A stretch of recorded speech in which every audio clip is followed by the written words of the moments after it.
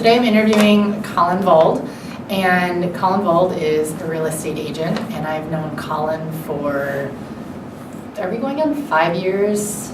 It's probably been about 5 years. 5 years? Yeah. Okay. All right.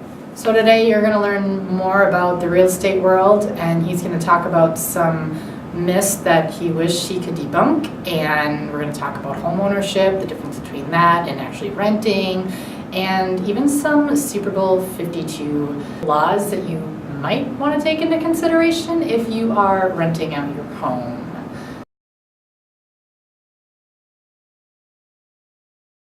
I'll probably give you like short answers and then like don't be afraid to ask me more based off that. Okay. I'm not a man of a lot of words, so. You can be when you want I can be. I can turn it on. Yeah. We'll see. Okay. Okay, yeah, are we all pretties and ready to go? Yep. Awesome. Buttoned up.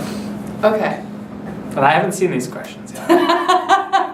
Full disclosure. I'm already laughing. Yeah. Don't make me cry, Collin. Okay. 21 questions, here we go. Left or right? Right. Pool or ocean? Ocean. Apple or iPixel? Apple. It's an iPixel. Isn't that the new phone? It is. The Pixel? Yeah. Okay. Text or call? I like text. Minneapolis or St. Paul? Minneapolis. Book or Kindle? Book. Okay. I have both. The Skim or radio? What? The Skim or radio? Radio? Do you know what the Skim is? I have no idea. Okay.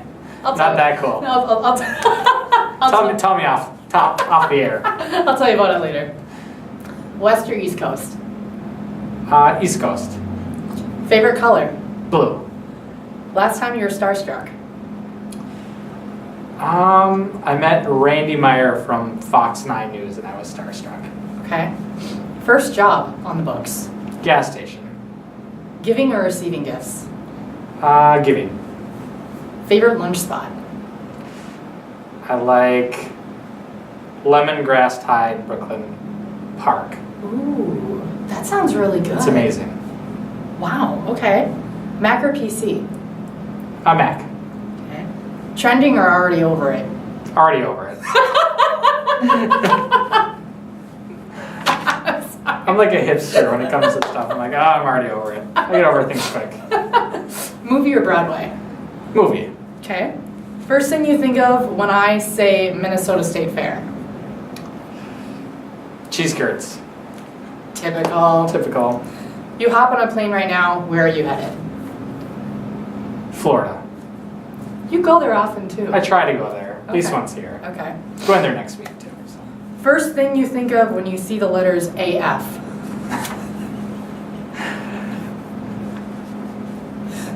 I don't know. As fly. I don't know.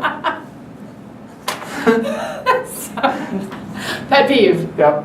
I like organization to some degree. Okay. All right. And then, did you stay up until midnight touring in 2018? I did not. Okay. I was probably still awake, but I wasn't aware of the time change. Okay. Gotcha. Watching TV. Watching TV. What show were you watching? Deadliest Catch. Ooh, nice. It's my show lately. Okay, gotcha. You knew from a young age what you were after, and it was to serve in the Army. There's protocol and the rules and how it correlates to real estate. I mean, they correlate rather well. How are the two paralleled? For sure. So I kind of found, I didn't really know I was going to join the military till an older age. But then I kind of decided, I didn't really know what I wanted to do, so I went the military route from there. I think they correlate in that they work well. You both have to work hard and be really focused. And I think coming off, and they both, Army builds a lot of confidence that carried over really nicely for me when I joined real estate. I think that's a big one. And then also just a certain level of level-headedness and patience and calmness. I think that shows up a lot in real estate, that you just have to be, it can be a very emotional process. And I think it just allowed me to keep a little level head and kind of carry other people through that process. Your story of how you decided to get into real estate wasn't exactly a simple one, and I recall you were in Afghanistan. Yep. I feel like you've told me this story before, so just don't throw tomatoes at me, some imaginary tomatoes.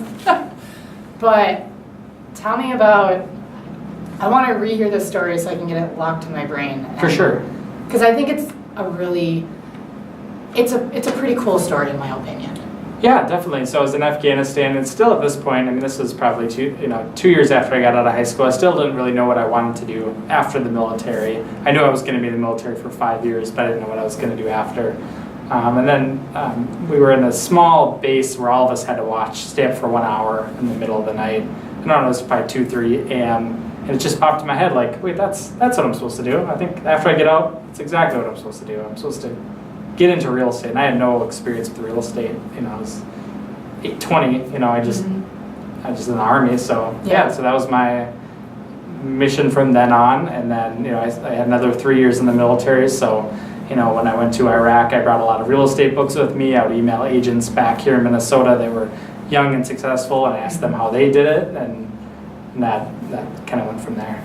You do things differently with the company that you're employed through, Keller Williams, and it's a healthy lifestyle for not just you, but also your family. You get to have actually a lot of fun with your clients, and you get to interact with them at events that you host. And I personally know this because you've invited me to them because I'm on your list. And I always appreciate getting the pieces in the mail because I don't get much fun mail anymore except for, bills because adulting. When a new client joins the Collin Vold Get It Sold family, what else happens in that process? For sure. So I'm an independent contractor, so I work, Keller Williams is kind of an umbrella I work under. I don't work for them. They just, their motto is God, family, business. And so always putting, your God and your family before anything else, which is always important. So I kind of chose a few years ago that I want to do things a little differently and that I wanted to give back to my clients. I enjoy that side of the business as well, so it's a good opportunity to just keep putting value into them. So we do Saints tickets in the summer, we do free movie days, we do Halloween parties, summer parties. So you just kind of get access to some of those events we like to offer. And then also I always try to keep in really good contact with my clients, especially people who just bought a home, letting them know what their home is now worth this year versus last year, so they can kind of make some decisions on the equity they have and kind of understand what their net worth is over time. What is the difference between buying and renting? And I added up how much money I've technically thrown away and... Yeah, you spend a lot on rent. You do. We just talked about it. So. For sure. Well, I know renting is kind of like dating, and buying a home is kind of like marriage. I mean, it's a long-term play. Like if, for example, if you want to live in downtown Minneapolis this year, and maybe you want to be in Bloomington, or maybe you're going to get a new job, you don't know. There's no point buying. There's that. You don't know where you're going to go, what you want to do, or what you really want at different points in your life. So I think that's the importance and value in renting. There's a lot of, you don't have any costs associated with your furnace going out, any of the headaches that can happen, with potentially buying a home, and they happen. Buying a home, there's that stability, there's that you can do whatever you want, you can paint it, you can, like I said, really make it your own, which I think a lot of people really like. Yeah, I'm getting to that point where I'd like to paint something a certain color, but then I think, okay, am I going to have to repaint over that color so I can get my full security deposit back? So that's the first thing that comes to mind. And it's just a lot of maintenance as is. Yep. But yeah, it'd be nice to be able to have that option in time. I think with our generation, we saw a lot more people go into foreclosure and through that process. So I don't think homeownership has that level of stability that, some, especially younger people, see that maybe some of the older generations see, because we just kind of saw it kind of from an outsider's perspective. So I think, that too, people get a little bit leery, and there's some misconceptions about, how much you have to save up, and a lot of misinformation out there. So I think it's a real blurry experience for some people, so they're just generally nervous to go from renting to buying. So 2 questions from that. First one being saving up. Is there a certain dollar amount? Is it 15% of the overall cost of the home, or how does that work? Typically, kind of the one that most people, the majority of people is like just 3.5% down. So it's about 3.5% of the sales price. Okay. So $100,000 would be $3,500 would be for a down payment. Okay. There are, some people put 5, 10, 15, 20% down. If you're a veteran or you're moving out to the, second tier suburbs, there's a lot of 0% down where you don't have to bring anything to closing. So yeah, like I said, anywhere from 0 to cash you can do. Second question from that is tiny houses. That was kind of a movement in, am I right, with kind of like 2015? Yeah, a few years ago, yeah. 2014. What have you seen with? I haven't seen them at all. Okay. And, I haven't seen anything from them really ever seem to pan out. I think, you got to get your city to approve it. It's just, there's a lot of, it's not just an easy thing, I think. There's an approval process and a lot of coding issues, or not coding issues, but a lot of coding city processes. For sure. The city involves the city. Yep. Okay. I think that's where a lot of people, like, it looks cool on TV, but unless you probably live in more of a rural area. Yeah. I know there's sometimes flexibility with that, but moving a second house on a city lot just isn't gonna probably happen, from what I understand. Okay. You could buy the lot and then put it on there, but even then, it starts getting expensive. Yeah. I haven't seen it at all, especially I think Minnesota, where it's so cold. I mean, it's so bad. The tiny house thing just. Especially the last, this isn't going to be relevant in 6 months from now, but negative 15 degrees the last 3 days. Yeah. And you can just, unless you've got really good window insulation, you can feel it. There's no hiding from it otherwise. Yeah. So. And there's certainly still a market for it. I know I have friends that build tiny houses and things, and so I just don't know where they go afterwards.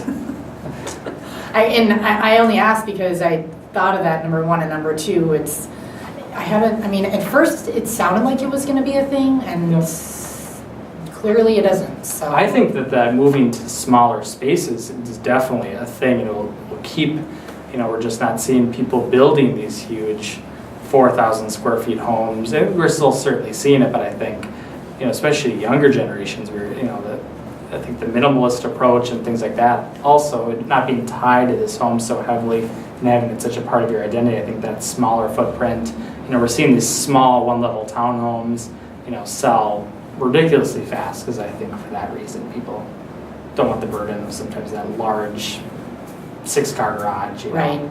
4 bedrooms when it's just you and another person. So plus all the cleaning that's involved in the second it's a lot of stress. It's a ton of stress.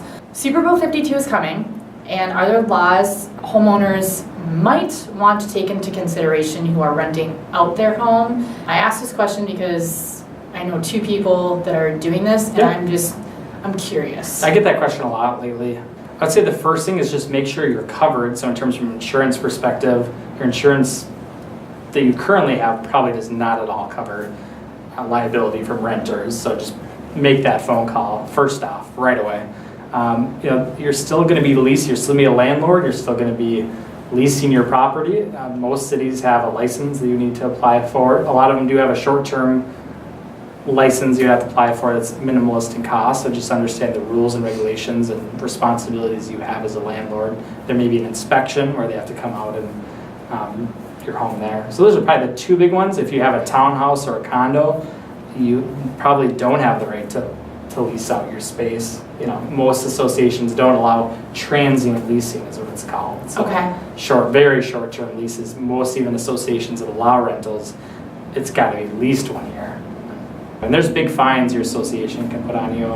Oh yeah. As well. So I can only imagine. Because my parents live in a townhome and their association fees, but you're like lawn, and then only X amount of the units in the townhouse association are allowed to be rented according to the board members. And some at 0%. Yes. So and it very well could be that as well. So townhouse or condo, call your association first, call the city, and understand what license you will need for, even the short term, you'll still need a license. Okay. What is the process like for getting started with buying a home from a paperwork standpoint?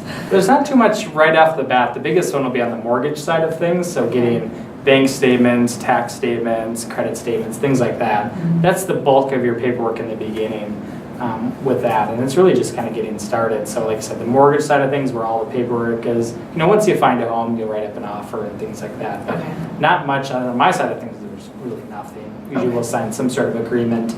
There's some agreement that we'll work together, and then some just Minnesota regulatory thing, administrative things, a typical assignment, just a few forms. So the mortgage is usually that upfront bit of work. Say a client of yours in Minnesota, they already own a home, but they want to buy a place in another state. How does that work? I think a big thing is that we can, I have a good solid list of agents that I know are very high quality in a different state. So I'll kind of introduce them to one another, and like I said, I'll usually call the agent, and usually I've done this already, but I'll interview the agent again, just to make sure they still work in the areas that I know my client wants to be in. Make sure that they're going to be a good fit for one another, make sure that both of them seem to I try to match personalities a little bit as well, because everywhere I go, I usually have a couple agents around there that are selling real estate that are either friends of mine, or that maybe they've referred business to me, or I've referred business to them in the past. Then I can keep a pretty close eye on it, and I'm still involved pretty closely. What are myths about this business that you wish you could debunk? There's a lot of them. Let's do your top. I don't know. I'm going to let you make a call on this one. Okay. I think selling and buying homes in winter are a lot of fun, and I think people avoid that. And I think especially selling, you get a lot of motivated buyers out there that need to be in a home for the winter, whether it be job relocation, home for the holidays, tax purposes. So some of the most motivated buyers I see throughout the year show up in the winter. They're not. In the summer, it's kind of easy to look at homes. It's warm, just kind of kicking people out. But in the winter, the people that are coming to your home are very motivated. And the sellers, especially, get top dollars. Buyers, you have, really access to, a slightly less amount of inventory, but every offer you write doesn't have 10 other offers like in the spring. So there's a certain level of control. They're not up against multiple offers, and especially different price points in different areas, where the same house got 10 offers in May, it got just your offer in December. So because I actually did read an article about how don't buy in the wintertime, and I can't remember what was in there that I was like, oh my goodness, so glad I read this, but now I can't even remember, so it's useless. There's just a few. Kind of just making sure you have a good idea of the roof, if it's covered when it was last replaced. I could see that. Maybe just make it the air conditioners. You can't test air conditioners in the winter. But you can get a home warranty that'll kind of hopefully protect you. So usually in the winter, when you write an offer, we'll put a home warranty on it. Just like a car. When you buy a car, they want to kind of push the warranty. Kind of same thing as when you get a home. You can get one that'll provide some peace of mind in the winter. So in other words, there's always a workaround to help yourself. To hopefully feel very comfortable. You can still see the age of the air conditioner and still decide whether you may probably need to replace it anyway in a couple of years. In Minnesota, they can last forever, but they go whenever, so it's impossible to tell. Any other myths?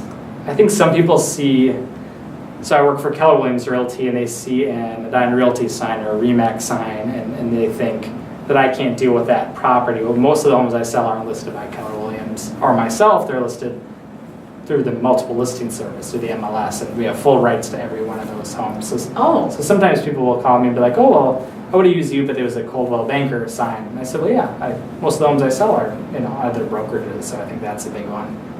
Big misconception. Never would have, wow, When I see a sign, I think, oh, that belongs to that company, but it's... Nope, completely open. That's just who they have that's just their agent that's selling the home. So that's what they're just announcing. I'm Collin Vold, my sign is in the yard. It's my territory. But I have no rights, and I'm probably not going to bring my buyer. So it's just all the other agents in the area that I'm trying to get to sell the home. So unless I see your face on the sign, it's kind of just more a PR thing than anything? I would think so. I think, like I said, it's just a marketing piece that's in the yard. But, I have full rights to sell anything listed by any brokerage, big or small. full access to that, yeah. Learned something new. Had Yep, no idea. there you go. Wow.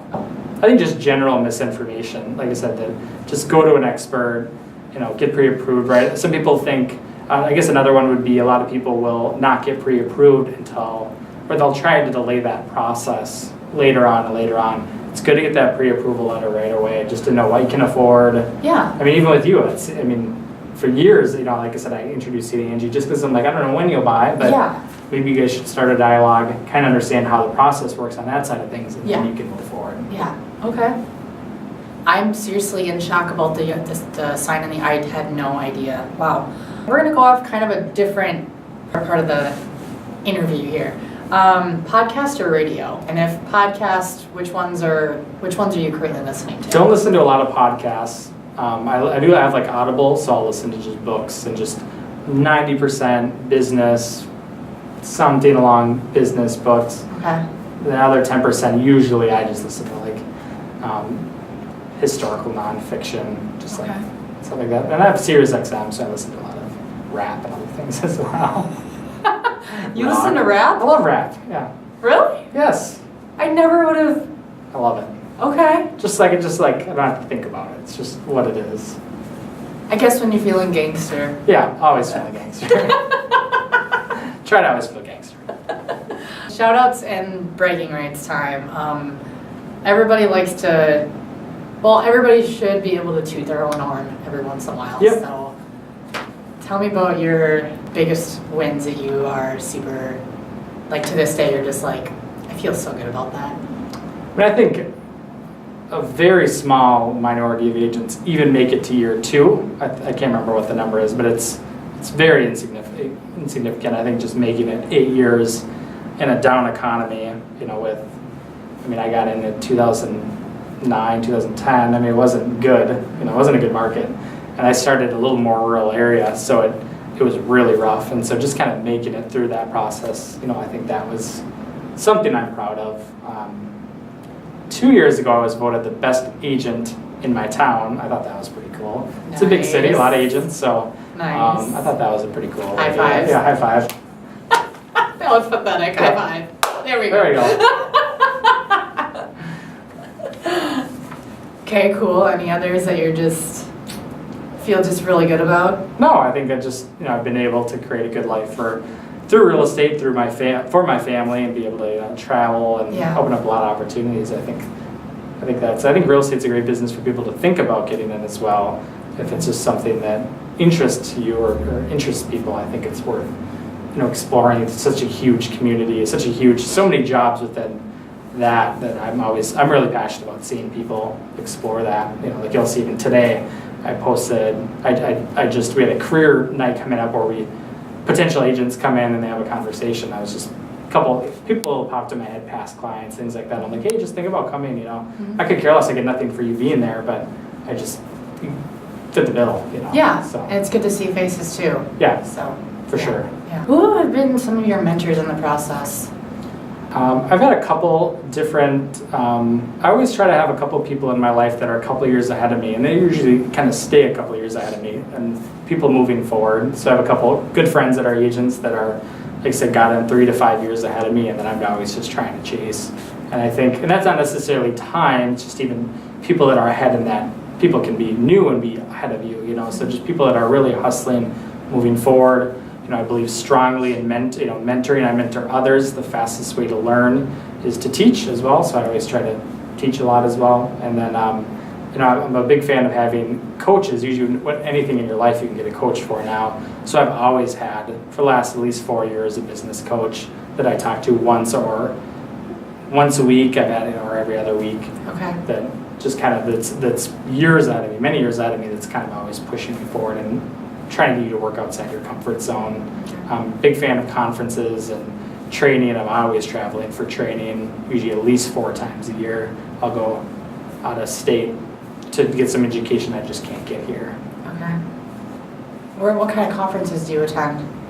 So like our Keller Williams has 2 every year that are just large scale classes, and you can kind of pick different events you want to go on, or if there's something I'm really specific on, like if I'm hiring a new administrative assistant, Like there's different classes for that are taught at a high level around the country that just seem to be a better fit than what I could get here.